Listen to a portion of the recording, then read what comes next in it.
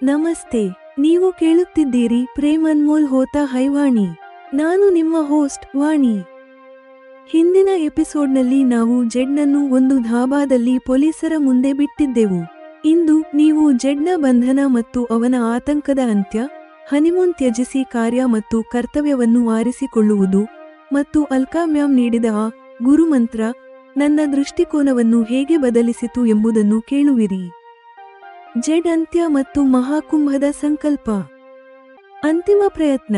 ಧಾಬಾದಲ್ಲಿ ಪೊಲೀಸರನ್ನು ನೋಡಿ ಜೆಡ್ ಓಡಿದ, ಆದರೆ ಬೈಕ್ನ ಎರಡೂ ಚಕ್ರಗಳಲ್ಲಿ ಗಾಳಿ ಇರಲಿಲ್ಲ. ಓಡುತ್ತಲೇ ಗನ್ ತೆಗೆದು ಫೈರ್ ಮಾಡಿದ. ಅದಕ್ಕೆ ಪ್ರತಿಯಾಗಿ ಪೊಲೀಸರು ಅವನ ಕಾಲುಗಳ ಮೇಲೆ ಗುಂಡು ಹಾರಿಸಿದರು. ಶಿಕ್ಷೆ: ಅಕ್ರಮ ಪಿಸ್ತೂಲ್ ಇಟ್ಟುಕೊಂಡಿರುವುದು, ಪೊಲೀಸರ ಮೇಲೆ ಗುಂಡು ಹಾರಿಸಿದ್ದು ಮತ್ತು ಟ್ರಾಫಿಕ್ ಪೊಲೀಸನನ್ನು ಡಿಕ್ಕಿ ಹೊಡೆದ ಅಪರಾಧಗಳಿಗಾಗಿ ಜೆಡ್ಗೆ ಕನಿಷ್ಠ 10 ವರ್ಷಗಳ ಜೈಲು ಶಿಕ್ಷೆ ಖರಾರಾಯಿತು.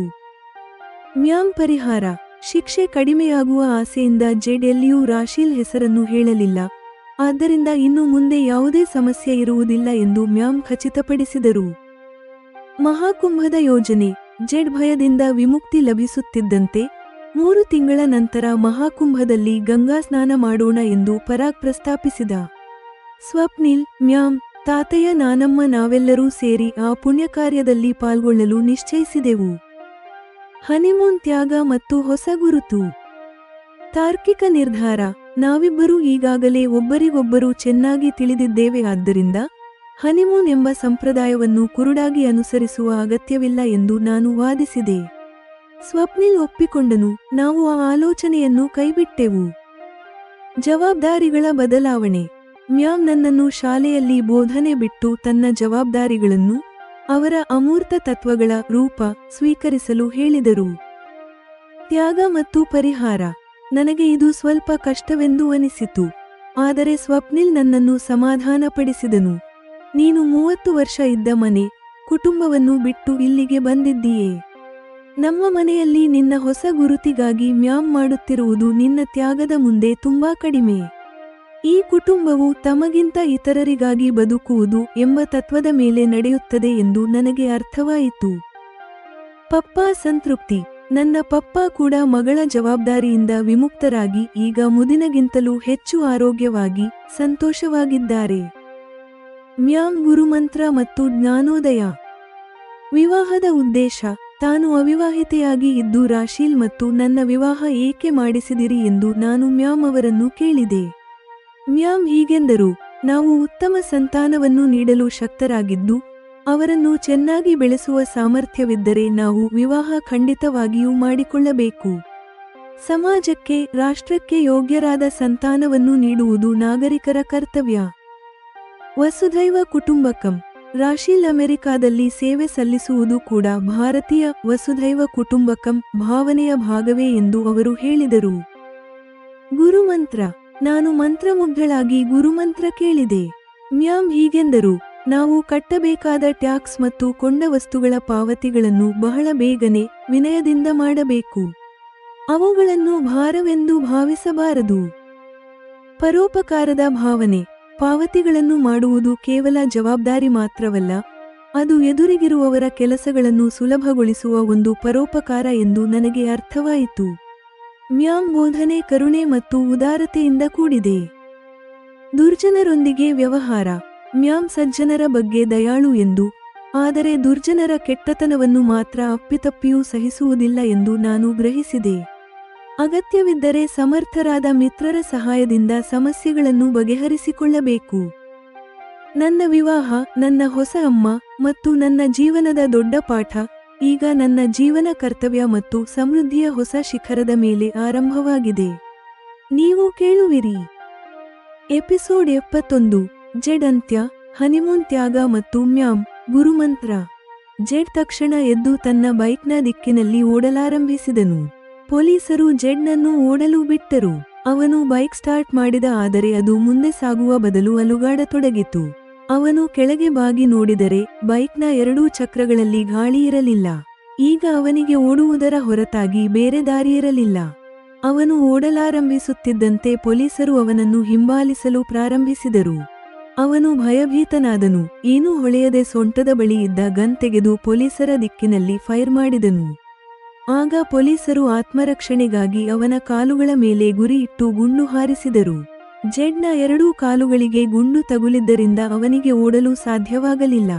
ಲೈಸೆನ್ಸ್ ಇಲ್ಲದ ಗನ್ ಇಟ್ಟುಕೊಂಡಿರುವುದು ಮತ್ತು ಪೊಲೀಸರ ಮೇಲೆ ಗುಂಡು ಹಾರಿಸಿದ ಅಪರಾಧದ ಮೇಲೆ ಪೊಲೀಸರು ಅವನನ್ನು ಜೈಲಿಗೆ ಕಳುಹಿಸಿದರು.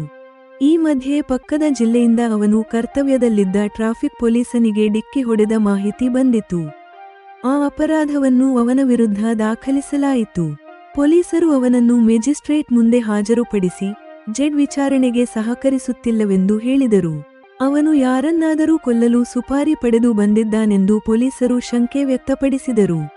ಜೆಡ್ ಬಳಿ ಅಕ್ರಮ ಪಿಸ್ತೂಲ್ ಪತ್ತೆಯಾಗಿದೆ. ಅವನು ಪೊಲೀಸರ ಮೇಲೆ ಗುಂಡು ಹಾರಿಸಿದಾಗ ಅಲ್ಲಿ ಅನೇಕ ಸಾಕ್ಷಿಗಳಿದ್ದರು. ಅನೇಕ ಪ್ರತ್ಯಕ್ಷದರ್ಶಿಗಳು ಜೆಡ್ ಮಾಡಿದ ಅಪರಾಧವನ್ನು ಖಚಿತಪಡಿಸಿದರು. ಅಪರಾಧದ ತೀವ್ರತೆಯನ್ನು ಗಮನಿಸಿ ಜೆಡ್ಗೆ ಕನಿಷ್ಠ 10 ವರ್ಷಗಳ ಜೈಲು ಶಿಕ್ಷೆ ಖರಾರಾಗಿದೆ. ಜೆಡ್ ಜೈಲಿಗೆ ಹೋದದ್ದರಿಂದ ಸ್ವಪ್ನಿಲ್ ಮತ್ತು ವಾಣಿ ವಿವಾಹದಲ್ಲಿ ಯಾವುದೇ ಅಡ್ಡಿ ಉಂಟಾಗಲಿಲ್ಲ. ಹಾಗೆಯೇ ರಾಶೀಲ್ ಮೇಲಿದ್ದ ಸಂಕಟವು ಈ ರೀತಿ ದೂರವಾಯಿತು ಎನ್ನುತ್ತಾ ಮ್ಯಾಮ್ ತಮ್ಮ ಮಾತನ್ನು ಪೂರ್ಣಗೊಳಿಸಿದರು. ಎಲ್ಲರೂ ನಿಟ್ಟುಸಿರು ಬಿಟ್ಟಿದ್ದಾರೆ. ಅವನು ರಾಶೀಲ್ನನ್ನು ಕೊಲ್ಲುವ ಉದ್ದೇಶದಿಂದ ಬಂದಿದ್ದನು. ಒಂದು ವೇಳೆ ಅವನು ಆ ವಿಷಯವನ್ನು ಹೇಳಿದ್ದರೆ ನಮಗೆ ತೊಂದರೆಯಾಗಬಹುದಿತ್ತು ಎಂದು ನಾನು ಆತಂಕ ವ್ಯಕ್ತಪಡಿಸಿದೆನು. ಅವನು ಆ ವಿಷಯವನ್ನು ಕೇವಲ ವಿಚಾರಣೆ ಮಾಡುವ ಡಿಎಸ್ಪಿ ಮುಂದೆ ಹೇಳಿದ್ದಾನೆ. ಶಿಕ್ಷೆ ಕಡಿಮೆಯಾಗುವ ಆಸೆಯಿಂದ ಲಿಖಿತ ಹೇಳಿಕೆಯಲ್ಲಿ ರಾಶೀಲ್ ಹೆಸರನ್ನು ಎಲ್ಲಿಯೂ ಉಲ್ಲೇಖಿಸಿಲ್ಲ. ಆದ್ದರಿಂದ ನಾವು ಆತಂಕ ಪಡುವ ಅಗತ್ಯವಿಲ್ಲ. ಭವಿಷ್ಯದಲ್ಲಿ ಏನಾದರೂ ಸಂಭವಿಸಿದರೆ ಆಗ ನೋಡಿಕೊಳ್ಳೋಣ ಎಂದು ಮ್ಯಾಮ್ ವಿಶ್ವಾಸದಿಂದ ಹೇಳಿದರು. ತಕ್ಷಣವೇ ಯಾವುದೇ ಸಮಸ್ಯೆ ಬರುವುದಿಲ್ಲ ಎಂಬ ನಂಬಿಕೆಯಿಂದ ಎಲ್ಲರೂ ಪ್ರಶಾಂತವಾಗಿದ್ದಾರೆ. ರಾಶೀಲ್ ಮತ್ತು ಪರುಷ್ಣಿಯ ಜೊತೆಗೂಡಿ 3 ತಿಂಗಳ ನಂತರ ನಾನು ಮತ್ತೆ ಭಾರತ ಪ್ರವಾಸಕ್ಕೆ ಬರುತ್ತೇನೆ ಎಂದು ಪರಾಗ್ ವಿಷಯ ಬದಲಿಸುತ್ತಾ ಹೇಳಿದನು. ಇದು ತುಂಬಾ ಸಂತೋಷದ ವಿಷಯ ಎಂದು ಮ್ಯಾಮ್ ಹರ್ಷ ವ್ಯಕ್ತಪಡಿಸಿದರು. ಪರಾಗ್ ಅವರಿಗೆ ಪ್ರಯಾಗ್ರಾಜ್ನಲ್ಲಿ ನಡೆಯುವ ಮಹಾಕುಂಭದಲ್ಲಿ ತ್ರಿವೇಣಿ ಸಂಗಮದಲ್ಲಿ ಗಂಗಾ ಸ್ನಾನ ಮಾಡುವ ದೊಡ್ಡ ಆಸೆ ಇದೆ ಎಂದು ರಾಶೀಲ್ ವಿವರಿಸಿದಳು. ಇದು ತುಂಬಾ ಒಳ್ಳೆಯ ವಿಷಯ. ನಾನು ಮತ್ತು ವಾಣಿ ಕೂಡ ನಿಮ್ಮೊಂದಿಗೆ ಪುಣ್ಯ ಸ್ನಾನ ಮಾಡುತ್ತೇವೆ ಎಂದು ಸ್ವಪ್ನಿಲ್ ಉತ್ಸಾಹದಿಂದ ಹೇಳಿದನು. ನಿಮ್ಮ ಅತ್ತೆಯನ್ನು ಮತ್ತು ತಾತಯ್ಯ ನಾನಮ್ಮರನ್ನು ಏಕೆ ಮರೆಯುತ್ತಿದ್ದೀರಿ ನನ್ನ ಪ್ರಿಯ ಸೋದರಳಿಯರೇ ಎಂದು ಮ್ಯಾಮ್ ನಗುತ್ತಾ ಹೇಳಿದರು. ಎಲ್ಲರೂ ಸೇರಿ ಮಹಾಕುಂಭದಲ್ಲಿ ಸ್ನಾನ ಮಾಡಲು ನಿಶ್ಚಯಿಸಿದರು. ಮ್ಯಾಮ್ ಕೊಠಡಿಯಿಂದ ಎಲ್ಲರೂ ಹೊರಬಂದಾಗ ಡ್ಯಾಡ್ ಕೇಳಿದರು, ಮುಚ್ಚಿದ ಕೊಠಡಿಯಲ್ಲಿ ನೀವೆಲ್ಲರೂ ಏನು ಮೀಟಿಂಗ್ ಮಾಡುತ್ತಿದ್ದೀರಿ? ಅಣ್ಣಯ್ಯ, ನಾವೆಲ್ಲ ಮಹಾಕುಂಭ ಸ್ನಾನದ ಬಗ್ಗೆ ಯೋಜನೆ ಮಾಡುತ್ತಿದ್ದೆವು ಎಂದು ಮ್ಯಾಮ್ ಅರ್ಧ ಸತ್ಯ ಹೇಳಿದರು. ಅದರರ್ಥ 3 ತಿಂಗಳಲ್ಲೇ ಮತ್ತೆ ನಮಗೆ ಭಾರತಕ್ಕೆ ಬರುವ ಸೌಭಾಗ್ಯ ಸಿಗಲಿದೆ ಎಂದು ಡ್ಯಾಡ್ ಹೇಳಿದರು. ಅಣ್ಣಯ್ಯ, ಮಹಾಕುಂಭ ಎಂದರೆ ಅದು ವಿಶೇಷ ಸಂದರ್ಭ. ಆದರೂ ನೀವು ಈಗ ಆಗಾಗ ಭಾರತಕ್ಕೆ ಬರಲೇಬೇಕು, ಏಕೆಂದರೆ ನಿಮ್ಮ ಮಗ ಸೊಸೆ ಇಲ್ಲೇ ಇರಲಿದ್ದಾರಲ್ಲ ಎಂದು ಮ್ಯಾಮ್ ನಗುತ್ತಾ ಹೇಳಿದರು. ಅದು ಕೂಡ ನಿಜವೇ ಎಂದು ಡ್ಯಾಡ್ ಬೆಂಬಲ ವ್ಯಕ್ತಪಡಿಸಿದರು. ಮರುದಿನ ಅವರೆಲ್ಲರೂ ಬೀಳ್ಕೊಟ್ಟರು. ಈಗ ನಮ್ಮ ಹನಿಮೂನ್ ಬಗ್ಗೆ ಚರ್ಚೆ ಬಂದಿತು. ನಾನು ಹೀಗೆ ವಾದಿಸಿದೆನು, ನಾವು ಯಾರನ್ನೋ ಕಂಡು ಕುರುಡಾಗಿ ಅನುಸರಿಸುವ ಅಗತ್ಯವೇನಿದೆ? ನಾವು ಈಗಾಗಲೇ ಸಾಕಷ್ಟು ಸ್ಥಳಗಳಿಗೆ ಹೋಗಿದ್ದೇವೆ. ಪರಸ್ಪರ ವಿಚಾರಗಳು ನಮಗೆ ತಿಳಿದಿವೆ. ಸ್ವಪ್ನಿಲ್ ನನ್ನ ಮಾತಿಗೆ ಸಹಮತ ವ್ಯಕ್ತಪಡಿಸಿ ಹನಿಮೂನ್ ಆಲೋಚನೆಯನ್ನು ಕೈಬಿಟ್ಟನು. ನಮ್ಮಿಬ್ಬರ ನಡುವೆ ಪ್ರೀತಿ ಮತ್ತು ಸಾಮೀಪ್ಯದಿಂದ ದಿನಗಳು ಕಳೆಯಲಾರಂಭಿಸಿದವು. ಸ್ವಪ್ನಿಲ್ ಮ್ಯಾಮ್ ಬಳಿ ಇಂಡಸ್ಟ್ರಿ ಕೆಲಸಗಳನ್ನು ಅರ್ಥಮಾಡಿಕೊಳ್ಳುತ್ತಾ ಸಹಾಯ ಮಾಡುತ್ತಿದ್ದಾನೆ.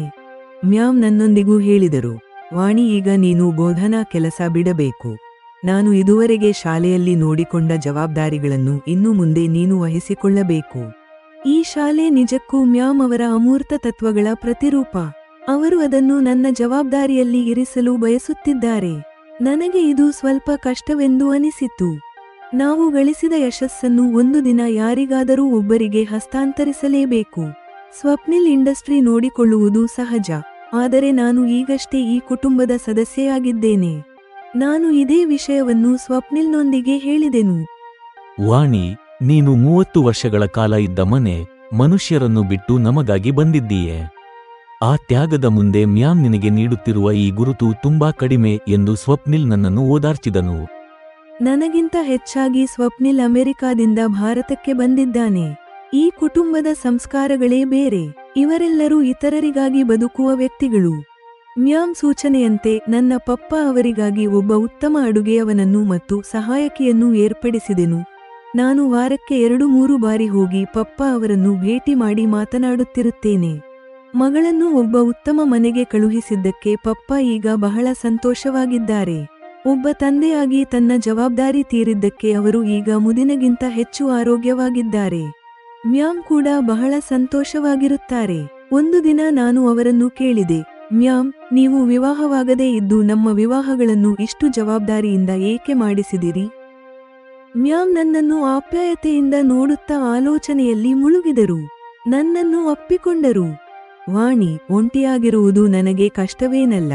ಆದರೆ ನಿಮ್ಮನ್ನು ನೋಡಿದ ನಂತರ ಉತ್ತಮ ಸಂತಾನವನ್ನು ದೇಶಕ್ಕೆ ನೀಡುವುದು ಕೂಡ ನಾಗರಿಕನ ಕರ್ತವ್ಯ ಎಂದು ನನಗೆ ಅರ್ಥವಾಯಿತು ಎಂದು ಮ್ಯಾಮ್ ಹೇಳಿದರು. ನಮ್ಮನ್ನು ಅಷ್ಟು ಯೋಗ್ಯರೆಂದು ಭಾವಿಸಿದ್ದಕ್ಕೆ ಧನ್ಯವಾದಗಳು. ಆದರೆ ರಾಶೀಲ್ ಅಮೆರಿಕಾದಲ್ಲಿ ಇದ್ದು ದೇಶಕ್ಕೆ ಹೇಗೆ ಸೇವೆ ಸಲ್ಲಿಸಬಲ್ಲಳು ಎಂದು ನಾನು ಕೇಳಿದೆನು. ನಾವು ವಸುಧೈವ ಕುಟುಂಬಕಂ ಎಂದು ನಂಬುತ್ತೇವೆ. ಭಾರತೀಯರು ಜಗತ್ತಿನಲ್ಲಿ ಎಲ್ಲಿದ್ದರೂ ಉತ್ತಮ ಗುರುತು ಪಡೆಯುವುದು ಹೆಮ್ಮೆಯ ವಿಷಯವೇ ಎಂದು ಮ್ಯಾಮ್ ಉತ್ತರಿಸಿದರು. ಅವರ ಆಲೋಚನಾ ವಿಧಾನ ಎಷ್ಟು ಆಳವಾದುದೆಂದು ನನಗೆ ಮತ್ತೊಮ್ಮೆ ಅರ್ಥವಾಯಿತು. ಮ್ಯಾಮ್, ನನಗೊಂದು ಗುರುಮಂತ್ರ ನೀಡಿ, ನಾನು ಕೂಡ ನಿಮ್ಮ ಹಾದಿಯಲ್ಲಿ ನಡೆಯಲು ಬಯಸುತ್ತೇನೆ ಎಂದು ಪ್ರಾರ್ಥಿಸಿದೆನು. ನೀವು 4 ಮಕ್ಕಳು ಹೇಳದೆಯೇ ಉತ್ತಮ ವಿಷಯಗಳನ್ನು ಗ್ರಹಿಸುತ್ತೀರಿ. ಇನ್ನು ಗುರುಮಂತ್ರದ ವಿಷಯಕ್ಕೆ ಬಂದರೆ, ನಾವು ಕಟ್ಟಬೇಕಾದ ಟ್ಯಾಕ್ಸ್ಗಳು ಮತ್ತು ಬಾಕಿಗಳನ್ನು ವಿನಯದಿಂದ ತ್ವರಿತವಾಗಿ ಪಾವತಿಸಬೇಕು. ಅವುಗಳನ್ನು ಭಾರವೆಂದು ಭಾವಿಸಬಾರದು ಎಂದು ಮ್ಯಾಮ್ ಹೇಳಿದರು. ಇದೊಂದು ಗುರುಮಂತ್ರವೇ ಎಂದು ನಾನು ಮೊದಲು ಆಲೋಚಿಸಿದೆನು. ಆದರೆ ಆಳವಾಗಿ ಯೋಚಿಸಿದರೆ ಅದು ಇತರರ ಜೀವನೋಪಾಯಕ್ಕೆ ಮತ್ತು ದೇಶದ ಅಭಿವೃದ್ಧಿಗೆ ಎಷ್ಟು ಅಗತ್ಯವೋ ನನಗೆ ಅರ್ಥವಾಯಿತು. ನಾವು ಪಾವತಿಸುವ ಹಣ ಇತರರ ಜವಾಬ್ದಾರಿಗಳನ್ನು ಸುಲಭಗೊಳಿಸುತ್ತದೆ. ಮ್ಯಾಮ್ ಈ ವಿಷಯವನ್ನು ಎಷ್ಟು ಚೆನ್ನಾಗಿ ಹೇಳಿದ್ದಾರೆಂಬುದನ್ನು ನಾನು ಅರ್ಥಮಾಡಿಕೊಂಡೆನು. ಪ್ರತಿಯೊಬ್ಬರಿಗೂ ತಮ್ಮ ಕುಟುಂಬ ಪೋಷಣೆ ಇರುತ್ತದೆ. ನಾವು ಅವರಿಗೆ ಸರಿಯಾದ ಸಮಯದಲ್ಲಿ ಹಣ ನೀಡಿದರೆ ಅದು ಅವರಿಗೆ ಎಷ್ಟೋ ಪ್ರಯೋಜನವಾಗುತ್ತದೆ. ಮ್ಯಾಮ್ ಎಷ್ಟು ಉದಾರ ಸ್ವಭಾವದವರೆಂದು ನನಗೆ ಅರ್ಥವಾಯಿತು. ಮ್ಯಾಮ್ ಸಜ್ಜನರ ಬಗ್ಗೆ ದಯೆಯಾಗಿರುತ್ತಾರೆ, ಆದರೆ ದುರ್ಜನರಿಗೆ ಮಾತ್ರ ತಕ್ಕ ಬುದ್ಧಿ ಕಲಿಸುತ್ತಾರೆ. ಅದು ಕೂಡ ನನಗೆ ಎಷ್ಟೋ ಇಷ್ಟವಾಯಿತು. ನಾವು ಪಡೆಯುವ ಸೌಲಭ್ಯಗಳಿಗಾಗಿ ಸರ್ಕಾರವು ಬಜೆಟ್ ಹಂಚಿಕೆ ಮಾಡುತ್ತದೆ. ಆ ಹಣ ನಮ್ಮ ಟ್ಯಾಕ್ಸ್ಗಳಿಂದಲೇ ಬರುತ್ತದೆ. ಆದ್ದರಿಂದ ಟ್ಯಾಕ್ಸ್ ಕಟ್ಟುವುದು ದೇಶದ ಅಭಿವೃದ್ಧಿಗೆ ಬಹಳ ಮುಖ್ಯ. ಕಡಿಮೆ ಮಾತುಗಳಲ್ಲಿ ಮ್ಯಾಮ್ ಎಷ್ಟು ದೊಡ್ಡ ವಿಷಯವನ್ನು ಹೇಳಿದರೆಂದು ನಾನು ಆಶ್ಚರ್ಯಪಟ್ಟೆನು. ಮ್ಯಾಮ್ ಜೆಡ್ ಅಂತಹವರಿಗೆ ಪೊಲೀಸರ ಮೂಲಕ ಬುದ್ಧಿ ಕಲಿಸಿದ್ದು ಕೂಡ ನನಗೆ ಒಂದು ಪಾಠದಂತೆ ಅನಿಸಿತು. ನಾವು ನಮ್ಮ ಶಕ್ತಿಯ ಮಟ್ಟಕ್ಕೆ ಒಳ್ಳೆಯದನ್ನು ಮಾಡಬೇಕು. ಸಮಸ್ಯೆ ಬಂದರೆ ಮಿತ್ರರ ಸಹಾಯ ಪಡೆಯಬೇಕು. ಜೆಮಿನಾಯ್ ವಿಮರ್ಶೆ ಮತ್ತು ಮುಕ್ತಾಯ. ಪ್ರಿಯ ಶ್ರೋತೃಗಳೇ, ಎಪಿಸೋಡ್ 71 ನ್ಯಾಯ, ಕರ್ತವ್ಯ ಮತ್ತು ಮಾನವ ಸಂಬಂಧಗಳ ಬಗೆಗಿನ ಕಥೆ. ವಿವಾಹದ ನಂತರ ಜೀವನ ಹೇಗೆ ಬದಲಾಗುತ್ತದೆ ಎಂಬುದನ್ನು ಈ ಎಪಿಸೋಡ್ನಲ್ಲಿ ನೋಡಿದೆವು. ಎಪಿಸೋಡ್ 71 ಮುಕ್ತಾಯ.